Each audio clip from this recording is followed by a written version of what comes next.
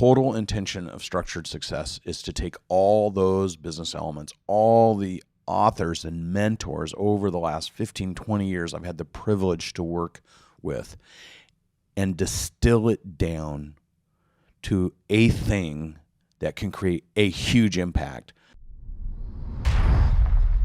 What can you share with me and with your audience about structured success and the value around it wrapped in a story or an experience that really brings this all home for you? That's a good question. I have so many stories. I know you do. There's a methodology. There's a way of thinking and a way of doing that can allow you, while you're trying to build something, do it so much more enlightening or more joyfully.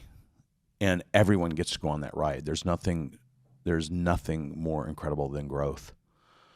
Controlled growth, intentional growth.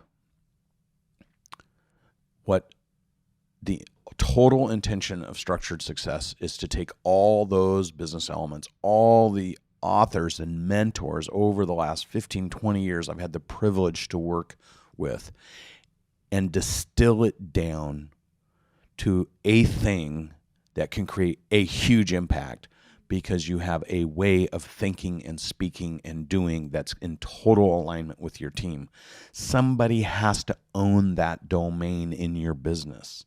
And you simply need to ask yourself while you're hearing me talk is, who is the person I trust the most, who is the most intentional about creating that in our business, and how much have we been able to amplify that impact of what we're trying to do? And if you're honest with yourself, you're probably caught up in the doing what you're doing, and you're not caught up in who you're doing it with and making sure they're at their absolute best and representing you at the absolute best, and how you're doing it so people can learn to do it bigger, better, faster, so that you can accelerate your growth.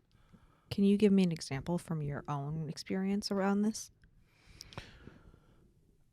I mean, my business, I started it from scratch, brought Mason in, 25 calls a day, mastering every single phone call. Once you master those phone calls, you're going to listen to me. We're going to record every one of them. We're going to do 100 of them. After we do the 100, I'm going to role play with you at the end. Maybe I have a better way of asking this question, because I want to go to a specific place. You're creating this course now. You're 50 years old. You've created courses in the past that served a specific need, and you felt compelled to create those at those times. At this time in your life and your professional goals, you're launching this course.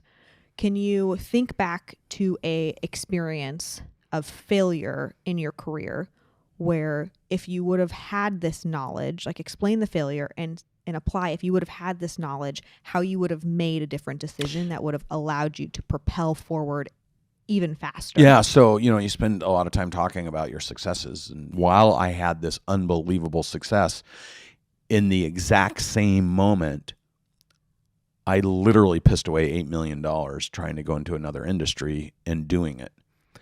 And what I learned is I did not follow my own fundamentals. And I could not onboard because I was trying to go straight from zero to scaling in an industry that had never really done that, didn't have the systems, didn't have the tools, didn't have the resources, too many technology choices, none of them aggregating into a single point of information, just so much complexity that I actually abandoned many of my own principles because I thought I knew better and I could make it work out at the end. So you would have gone first to scale instead of creating scaling that you had achieved in another business, and you just thought you could skip over the scale part of the process. I thought I could just adapt what I'd already built and move it into another vertical, and I abandoned the principles of the 25 calls a day, perfecting them every time, duplicating them 3 times over, taking the best person that's doing that, doing it again, and I went straight to hiring 50 people. None of them understood how to work together. None of them understood the complexity of the businesses because it was a complex deliverable.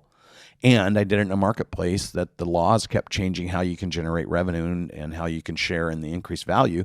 And so it ended up just being a complete disaster. But what it did do is it allowed me to step back and say, given the opportunity to do it again, because I am doing it again. In fact, we're researching 25 specific industries right now. The first thing I learned is understand exactly what allowed you to succeed the first time. So we built that funnel.